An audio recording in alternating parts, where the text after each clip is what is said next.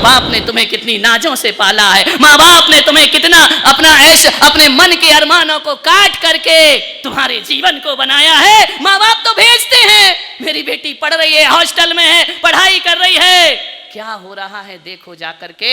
मेरा पूना में चातुर्मास हुआ, शर्म आती है बोलने में कि जैन समाज की बेटियां सिगरेट पीना प्रारंभ हो गई हैं, जैन समाज की बेटियों में शराब की बोतल उनके हाथ में आ गई है। ध्यान रखना, इसके लिए माँ बाप भेजा करते हैं उन्हें पढ़ने के लिए।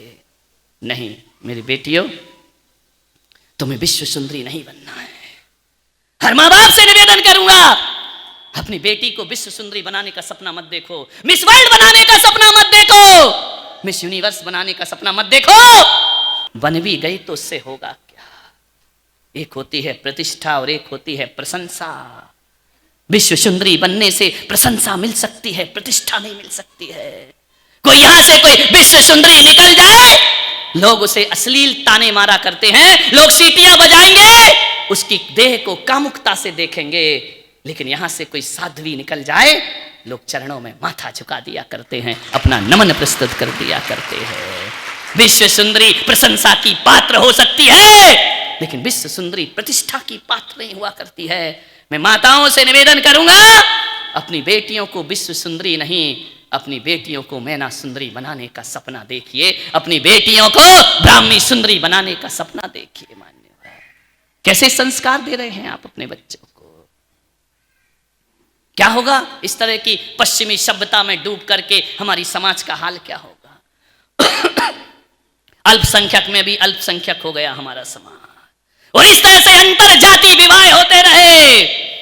जैन संस्कृति का सत्यानाश होने में ज्यादा देर नहीं लगेगा। अपनी सभ्यता के लिए जियो, अपनी संस्कृति के लिए जियो, अपने संस्कारों के लिए जियो, अपनी बेटियों को ऐसे संस्कार प्रदान करो, इतनी धर्म की आस्थाएं सौंप दो। ये वही बेटियां लव मैरिज करके भागती हैं, ये वही बेटियां अंतर जाति विवाह करती हैं, जिनका जिनेंद्र पे श्रद्धा नहीं होता है, मंदिर पे कोई आस्था, गुरुओं का सत्संग नहीं मिला करता है। अपने धर्म, चाहे हिंदू धर्म हो, सनातनी धर्मों से मैं कहने जा रहा हूं, चाहे वैष्णव धर्म के लोग हों, चाहे जैन हो, चाहे बौद्ध हो, ये भारतीय धर्म है। अपने धर्म पर गर्व करना सीखो और अपनी परंपराओं पर गौरव करना सीखिए। ध्यान रखना, और ये गौरव और ये गर्व यदि हमने आने वाले बच्चों में नहीं भरा तो ध्यान रखना, लुट जाएगा ये देश, बर्बाद हो जाएगा। मान्यवर, सोचना है आपको, माँ बाप का मुंह नीचा करके, काला करके ऐसे विवाह के जीवन में मत बंधिए। एक बच्ची भाग गई ना, पूरे देश में हो हल्ला मच रहा है, माँ बाप की इच्छा के विरुद्ध भागी, शादी कर ली, क्या हो रहा उसके साथ? दैहिक शोषण होता है उसके साथ, और दैहिक शोषण करके कोई आपताप जैसा बदहवसी आदमी 35 टुकड़े करके उसे फ्रिज में बंद करके पैकेट में रख दिया करता है। ये माँ बाप के दिल दुखाने की सजा मिला करती है। ध्यान रखिए, आपसे मैं निवेदन करता चाहता हूं, ऐसी दुर्घटना समाज में घट रही है। एक प्लान चल रहा है, लव जिहाद चल रहा है पूरे देश में, भोली भाली लड़कियों को फंसाया जा रहा है, सुंदर सुंदर लड़के ट्रेंड किए जा रहे हैं। जैन की लड़की है तो 8 लाख रुपए मिलेंगे, हिंदू की लड़की है 7 लाख रुपए मिलेंगे। जाओ इनका धर्म छीनो, इनकी संस्कृति को तहस नहस करके रख दो। मान्यवर, आपसे निवेदन, ये प्री प्लान है।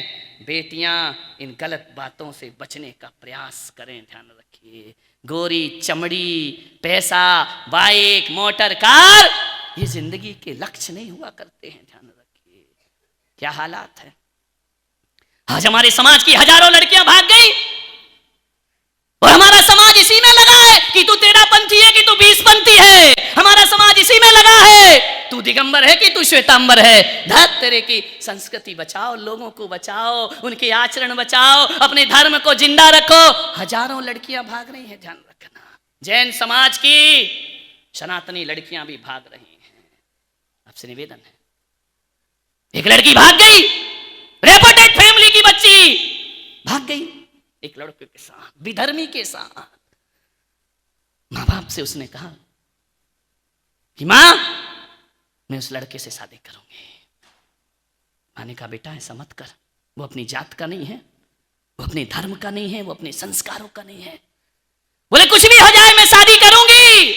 मां बाप चरणों में गिर गए लड़की के, भाई चरणों में गिर गया, भाभी चरणों में गिर गई कि बेटा ऐसा मत कर, ये जीवन के लिए बहुत घातक होगा। कुछ भी हो जाए मैं अपना इरादा नहीं बदलूंगी, मैं शादी उसी से करूंगी। लड़की भाग गई। मालूम है कौन? एक मांस बेचने वाले के साथ। ये हमारी समाज की लड़कियां बेटियां मांस बेचता है। अरे तू सोच तो बेटी एक बार, तू किसके साथ भाग रही है, किसके साथ जिंदगी बिताने जा। मां उसने कह रखा है कि मैं तुझे खाने को मजबूर नहीं करूंगा, मैं तुझे बेचने को मजबूर नहीं करूंगा, तेरा जैसा लगे वैसा रहना, मैं जैसा हूं वैसा रहूंगा। बोलिए मेरे भाई, जिस घर में चींटी को मारना भी पाप हुआ करता है, उस समाज की बेटी जहां पानी छान कर पीने की बात कही जाती है, जहां रात्रि में भोजन की बात की जाती है कि रात में भोजन नहीं करना चाहिए, जहां कहा जाता है कि जमी कंद में जीव होते हैं नहीं खाना चाहिए, उस घर की बेटी मांस बेचने वाले के साथ भाग जाती है। कुछ दिन शोषण होता है उसका। शोषण होने के बाद कुछ माह बाद मालूम है वो मटन की दुकान में बैठकर मटन बेच रही होती है। ये हालात मेरी समाज के। कहां जाएगा महावीर का जी और जीने दो का धर्म? कहां जाएगी हमारी अहिंसा की संस्कृति? आपसे मैं निवेदन करने जा रहा हूं, सोचना है आपको। मान्यवर, ऐसी घटनाएं रोज घट रही हैं। भाग गई दुबई के भूमाफियों के साथ लड़की। बाप सहन नहीं कर पाया ये दर्द अपनी बेटी का। उसने भगवान से जाकर कहा भगवान, उसकी मां ने कहा कि भगवान इससे तो बांझ का जीवन होता तो बहुत अच्छा होता। जो वरदान मुझे संतान प्राप्ति का मिला है, आज मेरे लिए अभिशाप हो गया है वरदान। माँ बाप का दिल दुखाते हो चंद लड़कों के लिए। मान्यवर, तो वो बाप अहमदाबाद से चला, चलती ट्रेन में कूद गया, फिर भी दुर्भाग्य से बच गया। फिर जाता है वो एक तालाब में कूदकर अपने प्राण दे दिया करता है। ऐसा कैसा प्यार, ऐसा कैसा अंधा मोहब्बत, ऐसी कैसी तुम्हारी जिंदगी की हवस कि पूरे घर को एक लड़की तहस नहस करके चली जाती है। बहुत बड़ी समस्या है हमारे देश की। एक लड़की कॉलेज में पढ़ते पढ़ते उसका एक मुस्लिम बच्चे से प्यार हो गया, वो वहीं शादी करने को तैयार हो जाती है। भाग गई लड़के के साथ। मालूम है लड़के एडमिशन लेते लेकिन पढ़ते नहीं है। इनका टारगेट है हिंदू संस्कृति को तहस नहस करने का। इनका पूरा एक प्री प्लान है, प्रोजेक्ट है हिंदुओं को बर्बाद करने का, जैनों को बर्बाद करने का। ध्यान रखिए। मालूम है क्या हुआ उसके साथ? भाग गई उस लड़के के साथ, कॉलेज से ही भाग गई। माँ बाप को पता नहीं, ढूंढ रहे हैं पर परेशान हो रहे, पुलिस में खबर कर रहे हैं। मालूम है दुबई भाग गई वो लड़की। उस लड़के ने उसका शोषण किया, उसकी देह का, और दुबई के एक होटल में छोड़ करके भाग गया। ध्यान रखना। मालूम है क्यों भाग गए? 70 लाख में बेच दिया उस जैन लड़की को उसने। ध्यान रखना। और जिसे बेचा उसने उसे देह व्यापार की मंडी में डाल दिया ले जाकर के। ये षड्यंत्र हैं। बेटियों से मेरा निवेदन है, क्षणिक आकर्षण में मत फंसना, जिंदगी बर्बाद हो जाएगी। वो देह व्यापार करने लगी, शोषण हो गया उसका, परेशान हो गई। भागूं तो कहां भागूं? हिंदुस्तान से छोड़कर विदेश के सपने दिखाता है लड़के, और वहां जाकर के उसको बेच दिया करता है। क्या करे लड़की, कहां जाए, कहां भागे? एक दिन दूसरों की नजरों से बचते बचाते लड़की उस देह व्यापार की मंडी से बाहर निकलती है और अपनी मां को फोन लगाती है। मां, कहीं से उसने फोन मांगा किसी से, उसके पास तो अब कुछ भी नहीं था। उसने कहा कि भाई साहब जरा फोन दीजिए, मुझे अपनी मां से बात करना है। मां ने फोन उठाया। मां, बेटी तू कहां है? 1 महीने से हम तेरी तलाश कर रहे, तू कहां चली गई है? उसने कहा मां, केवल मैंने तुझे बड़ी हिम्मत करके तुझे फोन लगा रही हूं। मां, क्या हुआ बेटी? केवल मैं तुझे सॉरी बोलना चाहती हूँ, बस मैं माफी मांगना चाहती हूँ।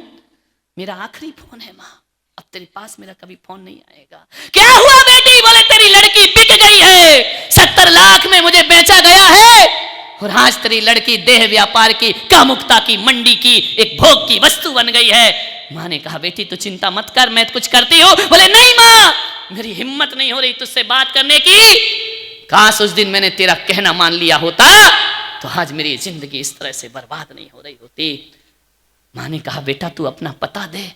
बोले अब पता नहीं मिलेगा मां, उसने फोन रखा और पंखे से लटक कर अपनी जान दे दिया करती है। क्या करेंगी ये बेटियां? आज बहकावे में फुसलावे में आकर भाग जाएंगी, समाज स्वीकार नहीं करेगा, माँ बाप अपने घर में नहीं रखेंगे, कहां जाएगी? उसके पास एक ही रास्ता बचता है कि उजा करके उसे आत्महत्या कर लेना चाहिए। ध्यान रखना, ऐसे षड्यंत्र देश में है। ये मेरी पीड़ा है, मेरा दर्द है। मैं चाहूं तो यहां समय सार की गाथाएं और गीता के प्रवचन भी कर सकता हूं, लेकिन मुझे लगता है कि उनकी अब जरूरत नहीं है। इस समय नैतिकता और इंसानियत की आदमी को बहुत जरूरत हुआ करती है। सोचना है आपको। एक लड़के के साथ बेटी भाग जाती है, उसे टॉर्चर किया जाता है, उसकी देह का दुरुपयोग किया जाता है। मालूम है, जब लड़की तलाक मांगती है ना, तो उस लड़के का फोन उसके घर पे आता है माँ बाप के, इस लड़की के साथ यही बदसलूकी होगी, हम इसको कहीं का रहने लायक नहीं छोड़ेंगे, और यदि इसको तलाक देना है तो 20 लाख रुपए हमें भेजिए। ध्यान रखना, अपनी बेटी तलाक लेना है, 20 लाख रुपए माँ बाप भरा करते हैं। और एक हमारी सनातन संस्कृति, यहां पर यदि किसी को तलाक देना है तो चप्पलें घिस जाती हैं, प्रॉपर्टी का 50% उसका हक बना करता है, और एक कौम वो है जो पैसा लेकर तलाक दे दिया करती है। ध्यान रखिए, ये जिंदगी है, ये हमारा जीवन होना चाहिए। माँ की एक जिम्मेदारी बनती है कि उसके माथे पर गंदोदक ना लगे, ऐसा एक भी दिन बाकी नहीं रहना चाहिए, तब जाकर बच्चा संस्कारित होगा। पहले दिन ले आए 45वें दिन, फिर आ रहे हैं साल में दिवाली पे लड्डू चढ़ाने, पर्यूषण में, क्या देख पहले दिन मंदिर लाने का मतलब क्या है? आज से इसका मंदिर खुल चुका है, अब रोज इसके माथे पर गंदोदक लगेगा और भगवान के चरणों का चंदन लगेगा। ये माँ की जिम्मेदारी है। निभाते हो क्या? मम्मी नहीं आती, उसे कहां से लेके आएगी? समझ में आ रहा? नहीं तो ऐसा एक दिन में क्या हो जाता कि पहले दिन मंदिर ले आए, महाराज से कान में मंत्र दिला दिया, बोले हो गया जैन। नहीं, आज से जैन बनने की तैयारी शुरू हो गई, आज से जैन बनने की क्लास शुरू हो गई है। आज से मेरा बच्चा जैन बनने की पहली नर्सरी क्लास में आ चुका है। जब तक ये ग्रेजुएट नहीं हो जाता जैनत्व में, तब तक इसे मंदिर लाना हमारा काम है, तब बचेंगे संस्कार। नहीं तो भाग भाग के लड़कियां दूसरी जाति में शादियां, तुमने उन्हें कट्टर जैन बनाया ही नहीं, बनाया क्यों करती लड़की दूसरी जगह शादी? हमारी माताओं ने हमें ऐसे संस्कार दिए थे कि हमारे दोस्त यदि आते थे ना तो उनके बर्तन ही अलग होते थे, उस गिलास में पानी नहीं। समझ में आ रहा? वो नॉन जैन, वो मुसलमान है, पानी नहीं, उसका पानी का गिलास अलग है। ये बातें मन में डली थी। अब हम उन दोस्तों के यहाँ जाते थे ना, तो हमारा उनके घर पानी पीने का मन नहीं करता था, क्यों? माँ ने सिखा रखा था। समझ में आ रहा? ये संस्कार इतने कूट कूट के जैनत्व भर दो बच्चों में, इतना भर दो कि बच्चा दूसरी जाति में शादी करने को तैयार ही ना हो। लोग कहते हैं बच्चियां भाग रही हैं, टीवी से बिगड़ रही, मोबाइल से बिगड़ रही हैं, गलती माँ बाप की है, उनने उन्हें कट्टर जैन नहीं बनाया। यदि जैन बना देते, वो किसी धर्म में पहले जात पूछती, वो प्यार करने से पहले तू कौन सी जात का है, बोल देता मैं इस जात का हूं, उसका मूड वहीं खराब हो जाता, प्यार कैंसिल हो जाता। प्यार कोई इच्छाई ज्ञान थोड़ी है, एक बार हो गया तो मिटेगा नहीं, उसका तो सत्यानाश होना ही है, शादी के बाद हो या पहले हो। समझ में आ रहा? मन ही नहीं करता, करता क्या? जात पूछ के उसका सारा प्यार मिट्टी में मिल जाता। ये हिंसक है, ये मांसाहारी है, ये जैन नहीं है, नहीं मैं इससे शादी नहीं कर सकता, मैं इससे विवाह नहीं कर सकता हूं। ध्यान रखना, यदि उनके रग रग में तुमने भरा होगा तो गलती माँ बाप की है। समझ में? क्यों नहीं भरा जैनत्व? क्यों बच्चा कहता है भगवान भगवान एक? क्यों बच्चा कहता है कुछ नहीं होता, सब बेकार की बातें, तुम्हारा मंदिर अंदर कुछ नहीं? ये उत्तर बच्चे दे रहे हैं या तुमने दिलवाए? बोलो, तो क्या जिम्मेदारी निभा रहे हो? भर दो रग रग में जैनत्व। बच्चा जब भी मंदिर जाए तो इतना ही बोले, गर जन्म हो दोबारा मानव जन्म मिले, फिर से यही जिनालय जिनवर शरण मिले। अपनी कौम को तुम कट्टर जैन क्यों नहीं बना? हम ये नहीं कह रहे कि दूसरी कौम से लड़ो झगड़ो विवाद करो, नहीं, हम जैन है ना, जिस कॉलेज में पढ़ रहे हो उसका नाम रोशन करना चाहिए, और जिस धर्म में पैदा हुए उसका नाम रोशन करना चाहिए। उसके साथ छल क्यों, बेवफाई क्यों? जैन होके भी जिनेंद्र को नहीं माने, क्या मतलब? फिर काय को जन्म दिया उसको, हैं? फिर तो ऐसा लगता है कि फुटपाथ से उठा के लाए होगे, इसका कोई धर्म ही नहीं है ना? समझ में आ रही बात? नहीं आ रही? ये तुम्हारा पहला कर्तव्य। यदि ग्रस्त हो, संसारी हो, तो तुमको यह काम करना ही पड़ेगा, आज से करना। बिना मन के, बच्चे का मन नहीं तो भी मंदिर जाओ, पूजा करो, मुनियों को आहार दो, वरना तुम्हारी समाज में पैदा बच्चा एक दिन मुनि विरोधी हो जाएगा। क्यों? तुमने मुनित्व तो सिखाया ही नहीं, दिया ही नहीं, मुनि की महिमा नहीं बताई है, बस इतना ही बताया है। हमारे महाराज नग्न रहते, पिछी कमंडल रखते, एक टाइम भोजन करते, बोले करे तो करे, बच्चा कहेगा मुझे क्या लेना देना। समझ में आ? फिर कल वो एक पंडित बन जाएगा, फिर संगोष्ठी करेगा, फिर कहेगा मुनियों को प्रणाम मत करो, मुनियों के दर्शन मत करो, मुनियों की वंदना मत करो। फिर तुम्हारी घर में महाभारत शुरू हो जाएगी। पत्नी कहेगी मुनि के पास जा रहे, पति कहेगा मुझे नहीं जाना है। अब सत्यानाश कर लिया पूरे घर का, तुमने कर लिया कि नहीं? क्यों? मुनियों की महिमा नहीं बताई, मुनियों की बुराई तो सुनवाई है तुमने। समझ में आ रहा? क्या करना था इन छोटे छोटे बच्चों को? मुनि की महिमा बताओ, तुम ही बुराई करने लगते हो। हाँ ये महाराज तो ऐसे, वो महाराज तो वैसे। अब ये क्या बनेंगे? ये जाके फिर मंडल बनाएंगे कि नहीं अपना? किसकी गलती? बोलो। कभी बैठ के मुनियों की बातें बताई, मुनियों की अच्छाइयां गिनाई? हाँ, चार जब भी बैठेंगी मुनि की बुराई करेंगे। क्यों करते मुनियों की बुराई? चार विद्वान बैठ जाएंगे, मुनि की बुराई करेंगे, मंदिर के ओटले पे बैठ जाएंगे, इस महाराज की बुराई, उस महाराज की बुराई, उस माता जी की निंदा, उसकी अवहेलना, वो ऐसे वो वैसे, हमारे तो ये महाराज, उनके तो वो महाराज। अब क्या सिखा रहे बच्चों? वो कहेगा यार यहाँ भी वही चल रहा है, चलो ना वहां चलें शुद्धात्मा के पास। समझ में आ रहा? नहीं। कैसी महिमा गाए, कब मिल हो साधु वनवासी, कब मिल हो। हे भगवान, दौलत राम बनारसी दास कहते थे हमको कब मुनियों के दर्शन होंगे, है ना? और तुमको मिल रहे हैं तो तुम क्या कर रहे हो? महाराज आए, धर्मशाला खाली नहीं है, दर्द तुम्हारा शादी के लिए खाली है, महाराज के लिए खाली नहीं। ये संस्कार है। बोलिए। मुनियों की महिमा गाओ, जब भी चार लोग बैठो पंच परमेष्टि की महिमा का बखान होना चाहिए, उनकी कमियों का बखान नहीं होना चाहिए, वरना तुम्हारे घर में कलह शुरू हो जाएगी। ध्यान रखना। एक धर्म ऐसा है जो मुनि की निंदा ही जिनका ठेका है। समझ में आ रहा है? नहीं। और कौन जाएंगे? ये तुम्हारे पढ़े लिखे बच्चे जाएंगे। क्यों? क्योंकि उसकी माँ ने, उसके पिता ने, मुनियों क्या लिखा है पूजा? गुरु की महिमा वर्णी न जाए, गुरु नाम जपो मन वचन का। गुरु की महिमा तो इतनी है जिसका वर्णन नहीं कर सकते, और तुम लोग क्या करते हो? गुरु की बुराई इतनी है जिसका वर्णन करते करते हम थक जाते हैं। ये सिस्टम होना चाहिए क्या? बोलिए। इससे समाज का पतन होने वाला है। पहला कर्तव्य हमारा ये है, गुरुओं की महिमा का बखान। गुरु कैसे हो? धन्य है बनु महाराज, हैं? गुरुवार आज मेरी कुटिया में आए। बोलते हो कि नहीं? नहीं, वो तो आजकल तो बोलते भी कहाँ है, मोबाइल बोलता है, वो तो केवल एक्शन करती है। समझ में आ रहा? तो जो धर्म के विरुद्ध में जाएगा वो हलाहल पाप कमाएगा। कड़वाहट कितनी हो गई? सबसे लास्ट वाली कौन सी है? हलाहल, विष, कांजीर और नीम। आप कौन से वाले पाप कर रहे हो? बच्चों को धर्म से दूर ले जा रहे हो, हलाहल। अपना भाव तो बिगाड़ ही लिया, उनका भी बिगाड़, है ना? समझ आ रही बात? नहीं आ रही?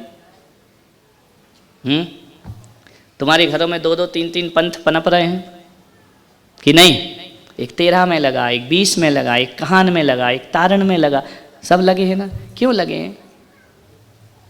क्योंकि उस घर में सच्चा धर्म कोई जानता नहीं। समझ? अरे ऐसा बना देना था कि कोई मुनि की बुराई करे तो तुम्हारे खून खोल जाना चाहिए। हमारे गुरु की बुराई कैसे करते हो? हमारे जिनेंद्र की बुराई कैसे करते हो? हमारे धर्म की बुराई कैसे करते हो? किसी मस्जिद और कुरान पे बोल के देखना, पूरी समाज एक हो जाती है। और तुम लोग हाँ हाँ कह तो सही रहे हो, हाँ हम भी नहीं जाते आजकल महाराजों के पास। बोले क्यों? अरे वो ऐसा ही है। अभी क्या है? ये स्वाध्याय है तुम्हारा। ध्यान रखना, स्वाध्याय उसे कहते हैं जो देव शास्त्र गुरु से जोड़ता है। स्वाध्याय वो नहीं होता जो देवसाज गुरु से तोड़ता है, ध्यान रखना। जो हमें जोड़ दे उसे स्वाध्याय कहा जाता है, जो तोड़ दे उसे स्वाध्याय नहीं कहा जाता है। पूजा में ऐसे उपदेश करो कि लोग पूजा से जुड़ जाएं, ऐसे उपदेश मत करो लोग पूजा करना बंद कर दें। समझ में आ रहा है? ऐसा उपदेश करो कि लोग भगवान की भक्ति करना सीख जाएं, भक्ति करना छोड़ दें। ऐसे उपदेश मिथ्या उपदेश कहलाते हैं।